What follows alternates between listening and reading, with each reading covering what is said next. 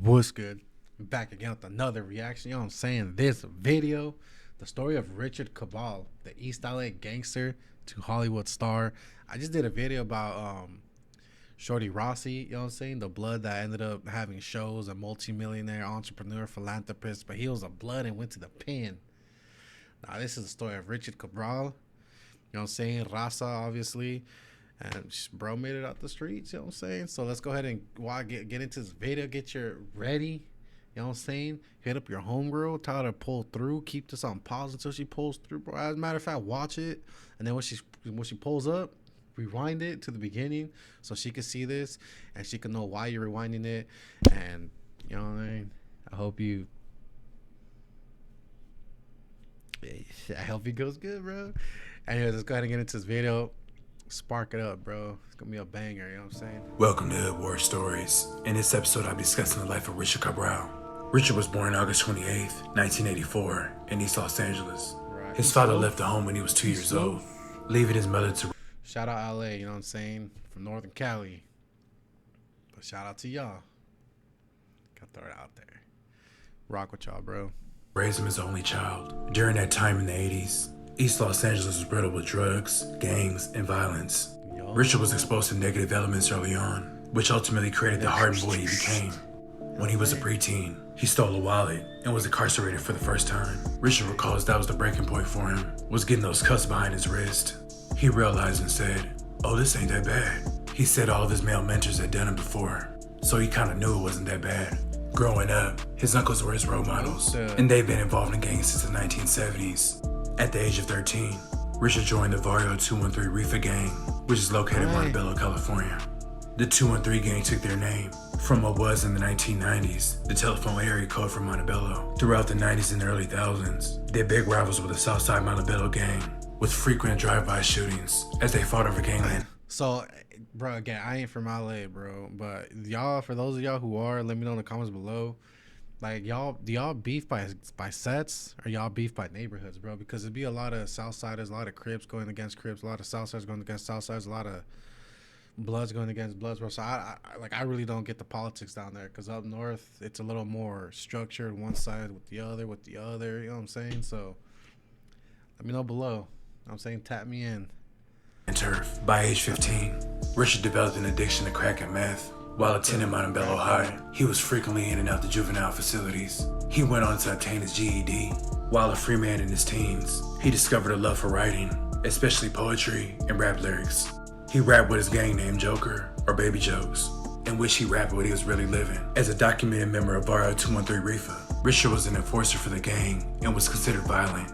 He was notorious in his area and was always known to carry a gun. In 2002, he was arrested again when he was caught selling crystal meth. Having served a year in jail, he was soon back on the streets in his role as an enforcer for the gang. A little after midnight, on March 25th, 2004, Richard and a fellow gang member named Demon were spray painting an abusive message about a rival gang. As he walked down Spruce Street toward his gang's headquarters, Richard spotted Joseph, who was sitting outside of an apartment block talking to some friends. Richard then approached a much larger Joseph and demanded to know what gang he was from. Richard told Joseph that he was in Barrio 213 Turf. Joseph replied, "I don't fucking bang."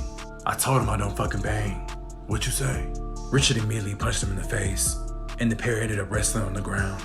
As they rolled around the sidewalk outside of a 2-story apartment block, Joseph, who weighed more than 200 pounds, quickly got the better of his smaller opponent, kneeling on his chest and raining blows on his face. A bystander then shouted, "Hey, the cops!" and Richard and Joseph quickly separated. Joseph began walking away from the fight when Richard turned around and yelled, "Hey, come here!" As Joseph turned, Richard fired 2 shots from a handgun. One shot hit a nearby door frame, but the other hit Joseph in the stomach, just under his rib cage. Joseph spent a night in the hospital, but surgeons decided to leave the bullet inside, as they would do more damage if they tried to remove it. The morning after being shot, Joseph identified Richard as the man who shot him from a mugshot photograph. Under cross-examination by Richard's lawyer, Joseph admitted that he had replied to Richard's question about being a gang member with an attitude. Joseph admitted that Richard was almost half his size. When asked why he was willing to fight someone much smaller, he replied, "If he has the balls to hit me, I mean, why not?" Richard did not speak or give any evidence during the hearing. Despite his earlier statements, Joseph was so terrified of retaliation that he stood in court and claimed that Richard was not responsible. Joseph's friend Ramirez, who had also told police Richard had fired the shot and identified him from a mugshot book, also retracted his initial statement when asked by the district attorney if he saw the shooter in court. He replied, "No, I don't see him." When the DA insisted the witness to turn to look at Richard, Ramirez shook his head and said, "Nah, I don't recognize him." Richard later admitted that he was scared and did not want to appear in court to give evidence against a known gang member. "I just don't want to be here. I do live in the same city, same place. If you was in my situation, you'd be scared too." Richard was remanded in custody on a $500,000 bond. He spent a year in jail while his case filtered through the Los Angeles court system. Then, the day before he was due to stand trial, Richard accepted a plea deal that saw the attempted murder charge dropped. In return, he pled no contest to the third charge of assault and was jailed for 4 years. He spent most of his time in a state prison in Lancaster, California, where it is believed he got most of his tattoos that cover his neck, arm, and body. He was released from prison at the age of 25 with no work experience, desperate to change his life and looking for a fresh start.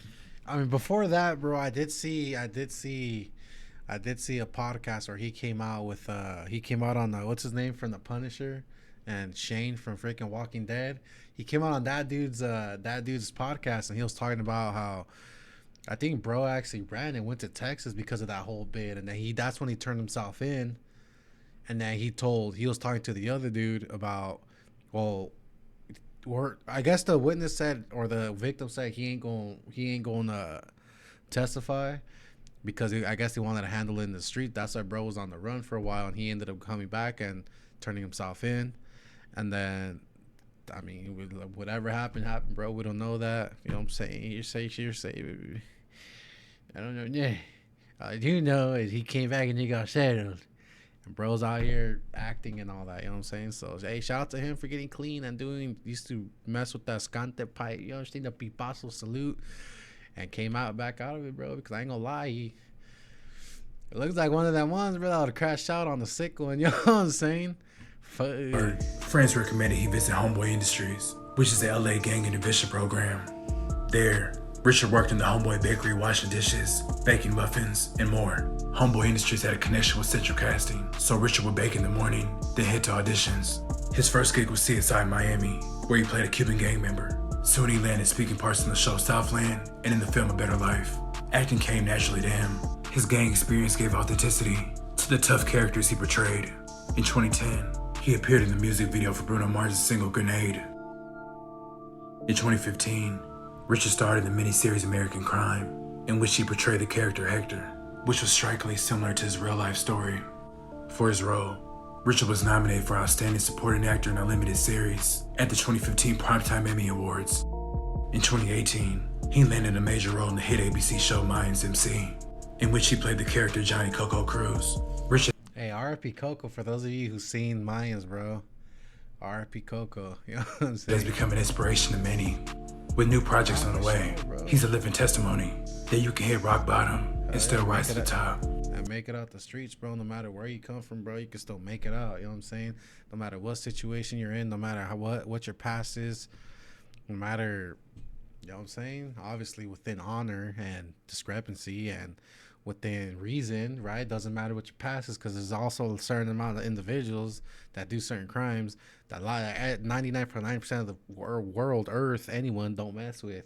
But what I'm trying to say is, if you're the other percent where you got a rough past, you know what I'm saying, you hit the pin, you did a couple bids, life's been rough, 28, 29, just got out fresh or something like that, and it ain't too soon to start doing something to try to make legal money, bro, because honestly that's the best thing you could do is once you get yourself a check handed to you and it's a legal amount of big money, but it's legal, where you don't gotta like count it or wash it or look, you know what I'm saying, or fear about getting indicted or anything, bro. That's the best feeling. Berner said it best. He said the first $1 million he got was legally through a check. So shout out to Berner too. But I say that to say, like, you could always turn your life around and dedicate yourself and lock in for like a year or two. And you can make it. You can make it, bro. You really can. But with that little spiel of motivation, you know what I'm saying, shout out to him for making it out. You know what I'm saying? My brown people, my raza, bro. Shout out to y'all. Y'all made it to the end. I appreciate y'all. With that, we'll go ahead and let y'all go, gang. We out.